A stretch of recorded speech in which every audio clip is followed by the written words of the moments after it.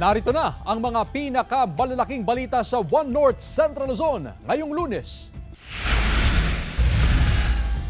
5 aso patay matapos umanong lasunin sa Agoo, La Union.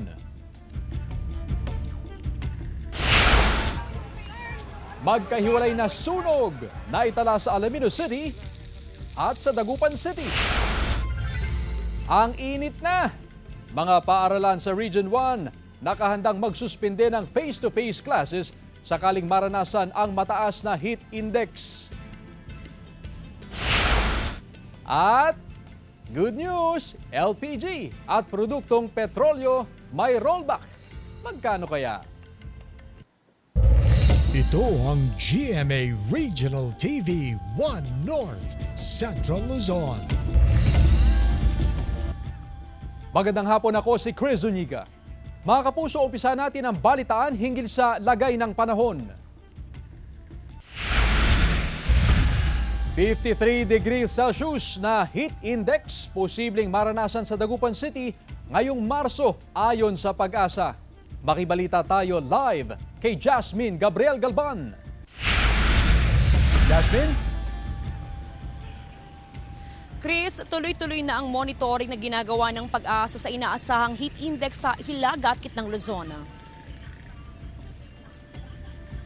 Hindi pa man formal na dinideklara ng Pag-asa ang panahon ng tag-init o dry season. Bahagya ng nararamdaman ng maalinsangang panahon sa bansa. Nagsuspende ng klase sa ilang eskwelahan sa bansa dahil sa mataas na heat index. Sa forecast ng Pag-asa, mataas na heat index ang aasahan sa Hilaga at Kitnang Luzon ngayong araw, March 3. Sa Dagupan City, 40 degrees Celsius ang inaasahang heat index. Pero posibleng maranasan ng 53 degrees Celsius na heat index sa syudad ngayong buwan ng Marso. Alam naman natin ang pinaka-peak is April to May. Asahan natin na ito yung una pa lang.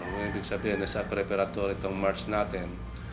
First day of March, nag-start na tayo nag-monitor ng heat index. Sa monitoring ng DepEd Region 1, walang nagsuspende ng klase sa mga paaralan ngayong araw sa rehiyon. Nakahanda na rin umano ang mga paaralan sa Region 1 sa inaasahang mataas na heat index. Maaring magsuspende ng face-to-face classes ang mga school principal kung maranasan ng mataas na heat index sa isang lugar. Kung talagang inaasahan na po ma'am ng school head at likewise sa ating mga local government units na kailangan po talaga ang mag-suspende ng klase, considering nga po sa init ng panahon ay nabibigyan naman po sila ma'am ng pagkakataon para mag-suspende po ng klase po. Sakaling magpatupad ng suspension ng face-to-face classes, tiniyak ng pamunuan ng Mangaldan National High School na hindi maapektuhan ng pag-aaral ng mga learner, lalo pat mahigit isang buwan na lang ay matatapos na ang school year 2024-2025. Kung sakasakali man at magkaroon tayo ng pagtaas ng heat index, nakahanda naman ang ating eskwelahan na suspindihin ang klase at bigyan sila ng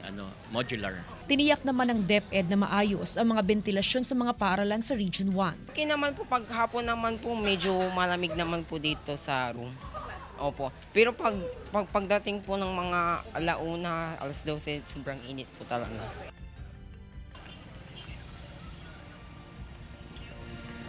Chris, ayon sa Pag-asa sa kanilang monitoring ay mas mataas pa sa forecasted na heat index ang naitala ngayong araw. Alas 12 ng tanghali kanina ay naitala ang 42 degrees Celsius na heat index, habang ang maximum temperature naman ay nasa 34.4 degrees Celsius as of 3 p.m. Ayon sa Pag-asa, asahan pa daw na mas tataas pa ang may natalang heat index hanggang sa mga susunod na araw. Chris? Maraming salamat, Jasmine Gabriel Galban.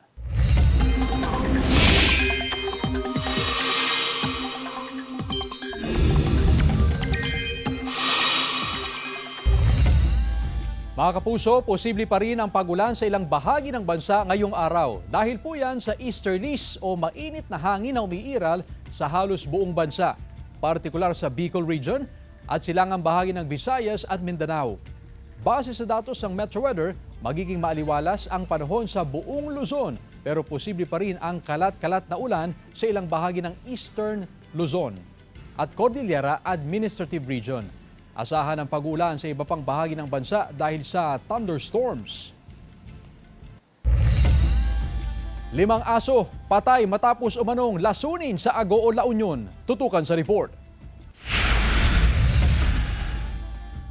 Hindi maipaliwanag ang bighating nararamdaman ni Kate Nalin Bulacan matapos umanong lasunin ang kanyang 5 alagang aso sa barangay San Nicolas West, Agoola, Union.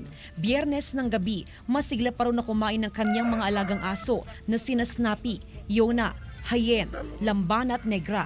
Pero Sabado ng umaga, nagulat na lang daw siya dahil bumubula na ang bibig ng kanyang mga aso. Nakabulagta na rin malapit sa kanyang tindahan ang ilan pa niyang aso, habang ang isa pa niyang alaga ay nakita niya nanghihina sa loob ng kanilang bahay. Tiniyak niyang nilaso ng kanyang mga alagang aso dahil makikita sa lugar kung saan sila namatay ang isang lalagyan na may pagkain na hinaluan ng lason. Hindi pa ako nakakamubo ng sakit.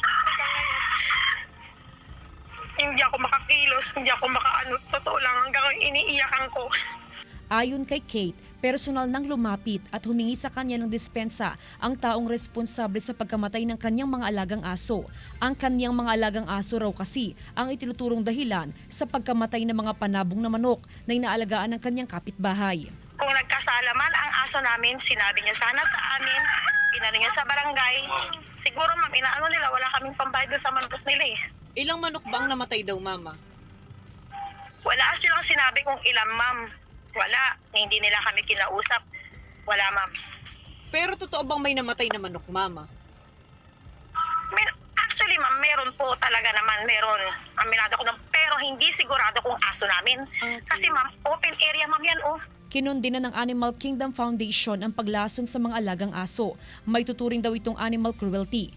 Nakikipag-ugnayan na raw sila sa may-ari ng aso at nagsasagawa na rin sila ng sariling investigasyon upang mapanagot ang responsable sa pagkamatay ng mga alagang aso. This is very cruel. We condemn this act of cruelty. Poisoning or killing of animals but this way, no, by poisoning is a cruel act. So bawal po ito sa ating batas at syempre napaka-immoral naman po nito bukod doon sa fact na ito ay bawal or it's a criminal offense, ano po. Aalamin din ng AKF kung may pagkukulang o pagkakamali ang may-ari ng mga namatay na aso. Bilang isang pet lover, bukod sa pagiging responsable sa mga alagang aso, dapat isinasaalang-alang din ang kapakanan ng mga tao o iba pang hayop na nakapaligid sa iyo. Samantala, patuloy na nakikipag-ugnayan ng GMA Regional TV 1 North Central Luzon sa caretaker ng mga panabong na manok na itinuturong responsable sa pagkamatay ng mga alagang aso.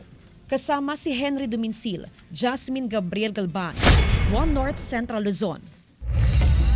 Pinasok ng mga hinihinalang kawatan ang bahay sa isang subdivision sa City of Ilagan, Isabela, madaling araw ng February 25. Nang walang makitang pera, alahas o anumang mamahaling bagay sa loob ng bahay, sinira at pinagtatapon ng mga sospek ang ilang gamit sa bahay. Nag-vandalize rin ang mga sospek sa ilang bahagi ng bahay at nagkalat ang mga ginamit na pintura, sigarilyo at iba pa. Wala umanong tao sa bahay na mangyari ang insidente. Ayon sa pulisya, bihira lang na umuwi sa lugar ang may-ari ng bahay kaya walang tao rito o di kaya ang caretaker nito na hindi rin palaging nakabantay sa lugar. Hindi muna nagpaunlak ng panayam sa kamera ang pulisya habang patuloy ang investigasyon. Wala pang pahayag ang may-ari ng bahay at ang mga kaanak nito. Kapayapaan para sa bansa, panalangin ng mga kababayang Muslim ngayong Ramadan. May ulat si CJ Turida. Sa pag-uumpisa ng Ramadan ng mga kababayang Muslim kahapon, ang pag-aayuno o fasting ang isa sa kanilang mga isinasaalang-alang. Kada ganitong araw, hindi kami pwedeng kumain at uminom hanggat hindi lumubog yung araw. Pag lumubog naman yung araw, doon kami mag-umpisang kumain at uminom. Pero exempted sa pag-aayuno ang mga may sakit, buntis o bagong panganak, mga bumabiyahe, mga matatanda kung nakakaapekto ang fasting sa kanilang kalusugan at mga bata na wala pa sa hustong gulang. Ang Ramadan dumarating isang beses sa isang taon ito. So although mahirap talaga mag-fasting din. Pero nagkalagay naman sa Quran, sabi niya, kutiba alaykumus siyam kama kutiba alal ladina min qablikum la'allakum tattaqun. Ibig sabihin ng pag-ayuno, sabi niya, hindi lang sa ngayong panahon. Bukod sa kapayapaan para sa bansa, panalangin din ng mga kababayang Muslim na gabayan sila ng Allah upang makamit nila ang gantimpala na nakapaloob sa buwan na ito. Maagang nagdasal sa mosque ang ilang Muslim sa Lawag City, Ilocos Norte sa pagsisimula ng Ramadan kahapon. May ilan ang pumasok pa rin sa kanilang trabaho pero karamihan ay nanatili sa kanilang bahay. May ilan din na nagbabasa ng Quran sa mosque. Nagkaisa rin ang mga Muslim sa Isabela sa pagsisimula ng Ramadan kahapon. Bukod sa fasting, kabilang din sa 5 pillars ng Islam ang sala o ang obligasyon nilang magdasal ng 5 beses sa isang araw at zakat o pagbibigay ng tulong sa mga nangangailangan. Magtatapos ang Ramadan matapos ang isang buwan sa pamamagitan ng Idil Fitir. Kasama si Daryl Peralta, CJ Torida, One North, Central Luzon. Ito ang GMA Regional TV 1 North Central Luzon.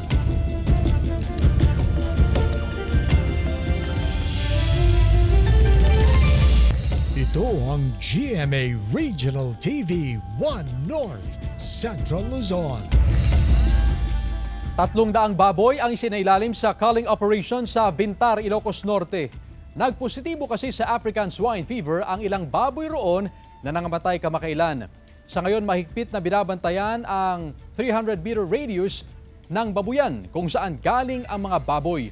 4 na bayan sa Ilocos Norte ang ngayon nasa red zone dahil sa ASF. Well, if we are to look at the course of events, maybe 2 weeks ago, ang Tika-Antarege virus. And that was also the time na medyo may mga cases pa rin sa Lawag. So we do not know kung may nabili silang, I don't know, kung may nabili silang karne or may napasyalan yung mga kasama nila kat naiyawi the virus. Sunog! Sumiklab sa isang gusali sa Alaminos City, Pangasinan. Naka-alerto Jeric Pasilyao. Sumiklab ang sunog sa isang gusali sa Cabrito Street, Barangay Poblacion, Alaminos City, Pangasinan pasado alas 12 ng tanghali kahapon. Ayon sa BFP, ang gusali ay ginagamit na bodega ng plastic wares. Patuloy ang investigasyon ng otoridad sa insidente. Sumiklab ang grass fire sa isang bakanting lote sa Sitio Rasha, Barangay Bunuan, Benloc, Dagupan City kaninang umaga. Rumispondi agad ang mga bumbero. Wala namang nadamay na establishmento sa sunog. Posible raw na may nagsunog ng basura o nagtapon ng upos ng sigarilyo sa lugar. Paalala ng mga opisyal ng barangay, iwasan ang pagsusunog ng basura lalo na ngayong matataas na ang mga talahib at umiinit na panahon para makaiwas sa insidente ng sunog. Sana po kung medyo masukal yung ating kapaligiran ng mga kabahayan, ay tayo na po ang maggawa ng solusyon. Huwag na nating hintayin na magkaroon ng disgrasya or wildfire. Kasi ang wildfire kaya nga wild dahil nga po sa pag malakas po ang hangin, bigla-bigla pong lalaki yan at uncontrollable po kahit na may fire department po. Nagkaroon din ng insidente ng grass fire sa Barangay Mancup, Calasiao, Pangasinan kahapon. Nitong weekend, 3 grass fire ang naitala sa bayan kabilang ng insidente sa Barangay Banawang at Barangay Nalsyan noong Sabado. Yung mga nagsusunog po, siguro i-monitor na lang po natin po sa mga barangay-barangay. So in-advise namin po yung mga kapitan po na sana makontrol natin yung mga ganitong pangyayari po. Jeric Pasilyao, 1 North Central Luzon. Fire Prevention Month ngayong Marso, umarangkada na. BFP nagsagawa ng motorcade sa Dagupan City. Sundan sa report. Maagang umarangkada ang motorcade sa downtown Dagupan City noong Sabado, March 1, 2025. Hudyat ito ng pag-uumpisa ng Fire Prevention Month ng Bureau of Fire Protection. Katuwang ng BFP ang Panda Fire Volunteers, CDRRMO at iba pang non-government organizations. To raise awareness sa ating mga kababayan nga regarding sa Fire Prevention Month. Kasi alam natin, sir, based sa statistics nga, na sa tuwing buwan ng Marso, sir, itatala po yung pinaka mataas na rate ng fire incident natin. Sa unang 2 buwan ngayong taon, 4 na beses nang sumiklab ang sunog sa waste transfer facility ng lungsod. Bukod pa sa 2 structural fire, bumaba naman ng 70% ang insidente ng grass fire noong Enero hanggang Pebrero kumpara sa parehong panahon noong nakaraang taon. Bukas, gaganapin sa Calasiao, Pangasinan ang Grand Kick-Off Ceremony ng Fire Prevention Month sa buong Region 1. Pinaghahandaan na ng Calasiao Fire Station ang aktibidad. Inaayos ang mga fire hose para sa isasagawang parada bukas. Handa na rin sa motorcade ang 2 fire truck ng himpilan. Muling binigyang din ng BFP ang kahalagahan ng pag-iingat upang makaiwas sa insidente ng sunog. Hindi lang daw dapat ang ahensya ang maging alerto, kundi lahat ng mamamayan. Pag-alis natin po ng bahay natin, tanggalin natin yung mga nakasaksak po at i-off yung mga ilaw po lahat at isave po natin yung LPG po natin para maiwasan po natin ang pagkakaroon po ng sunog sa ating kabahayan po. Kasama si Daryl Peralta, CJ Torida, One North, Central Luzon. Lalaki, arestado sa pagbebenta ng karne ng aso sa Bugalyon, Pangasinan. Tutukan sa report. Kasama ang mga miyembro ng CIDG, nagsagawa ng operasyon ng Animal Welfare Investigations Project sa isang kainan sa Barangay Poblasyon, Bugalyon, Pangasinan hapon noong Sabado. Ang AWIP ay isang international non-government organization na nagsasagawa ng investigasyon sa mga organized animal cruelty na pinamumunuan ng Briton na si Jacob Lloyd. Right now, we are here on Operation Relentless Pursuit, which is our campaign to eradicate the dog meat trade. Arestado sa operasyon ang isang lalaki na nagluluto at nagbebenta ng karne ng aso. Lantaran daw ang pagbebenta ng suspect. 2 kaldero raw ng adobo at kilawing karne ng aso ang kanyang ibinibenta araw-araw. So we had a tip-off from the community who informed us that they suspected that somebody was illegally butchering dogs. Ayon sa Animal Welfare Investigations Project, may nagsusupply ng karne ng aso sa nahuling suspect. Ito ngayon ang iniimbestigahan ng grupo. Yeah, there are many more operations to come. We believe that this is part of a network of sellers.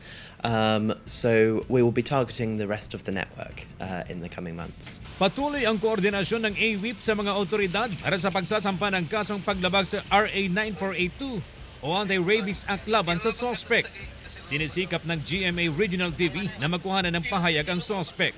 Banta ng grupo sa mga sangkot sa dog meat trade. Quit now. We are relentless in our pursuit. Kasama si Daryl Peralta, CJ Torida, One North, Central Luzon. Rollback ang sumalubong ngayong buwan sa mga gumagamit ng LPG sa pagluluto. Para sa Petron, may bawas siya na 1 peso and 20 centavos kada kilo. 1 peso and 19 centavos naman ang tapyas sa kada kilo ng LPG ng Solein. Dahil po yan sa pagbabari ng presyo nito sa pandaigdigang merkado. May rollback din sa ilang produktong petrolyo bukas March 4. Batay sa anunsyo ng ilang kumpanya ng langis, 90 centavos ang bawas sa presyo ng kada litro ng gasolina. 80 centavos naman sa diesel, habang ang kerosene may tapyas na 1 peso and 40 centavos kada litro. Panibagong rollback yan kasunod ng 2 magkasunod na linggo na taas presyo sa mga produktong petrolyo.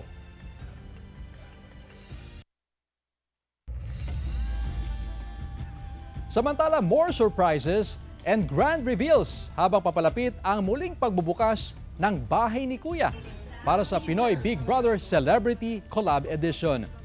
Save the date dahil sa March 9, mapapanood ang teleserye ng totoong buhay dito sa Kapuso Network.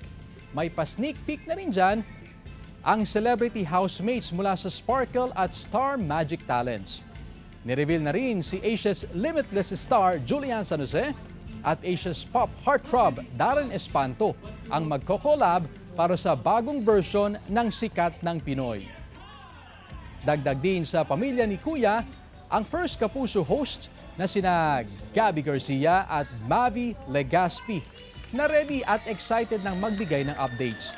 Makakasama din nila ang kapamilya hosts na sila Bianca Gonzalez, Robbie Domingo, Melay Cantiveros, Alexa Ilacad, Anchon D, at Kim Chu. Present sa Big Media Con ang Kapuso and Kapamilya executives.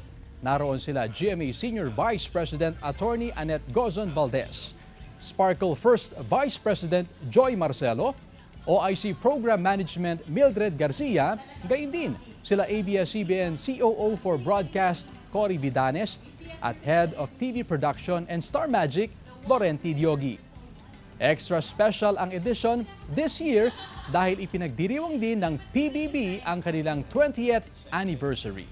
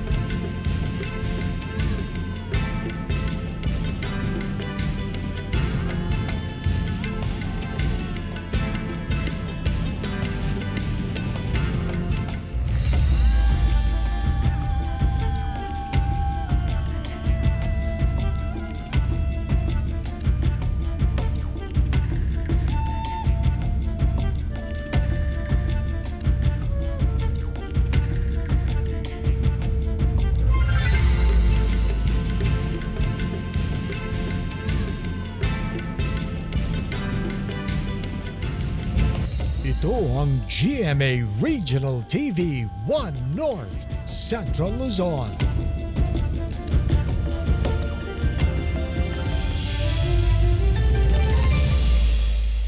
Ito ang GMA Regional TV 1 North Central Luzon.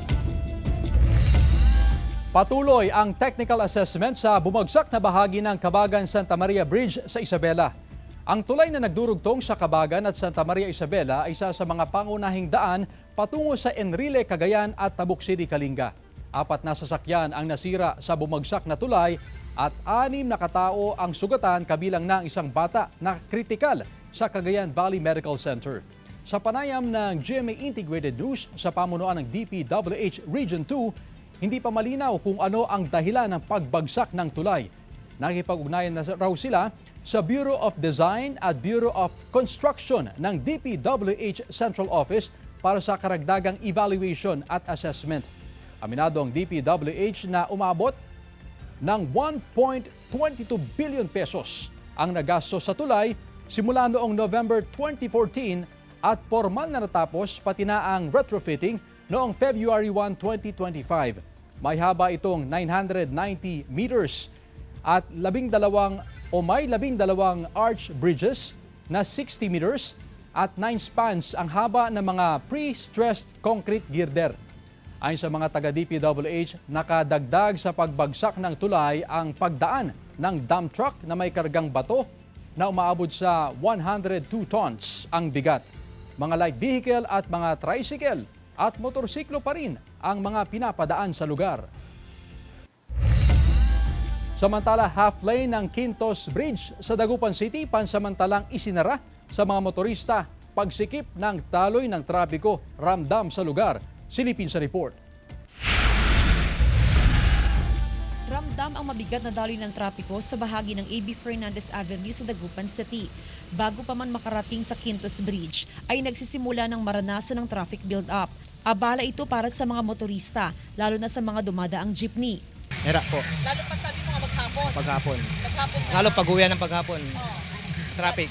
Ayon sa POSO, pansamantalang isinara sa mga motorista ang half lane ng tulay habang ito'y sumasailalim sa rehabilitasyon.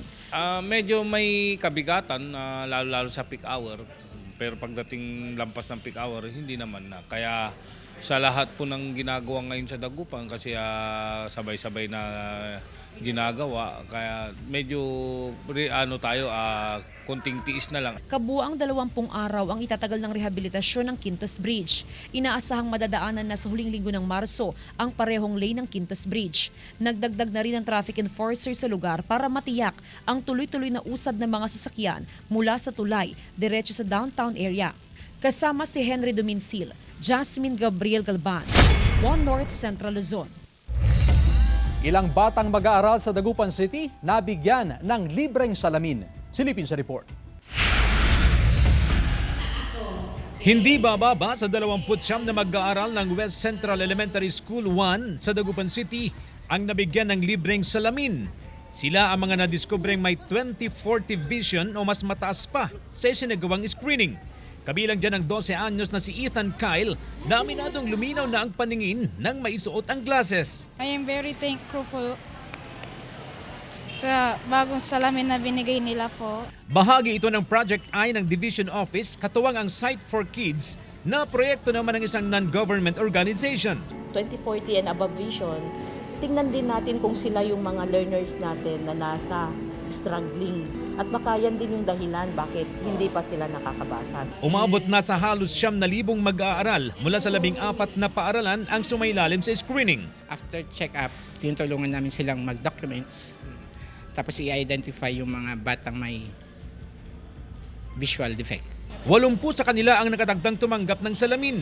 Kabilang na ang mga recipients sa West 1. Bibigyan ulit ng liwanag ang ating mga bata dahil ang mga mag-aaral ay magbibigyan ng eyeglasses. Nagsimula ang programa noong August 2024. Isasagawa ang programa sa 39 na paaralan sa lungsod.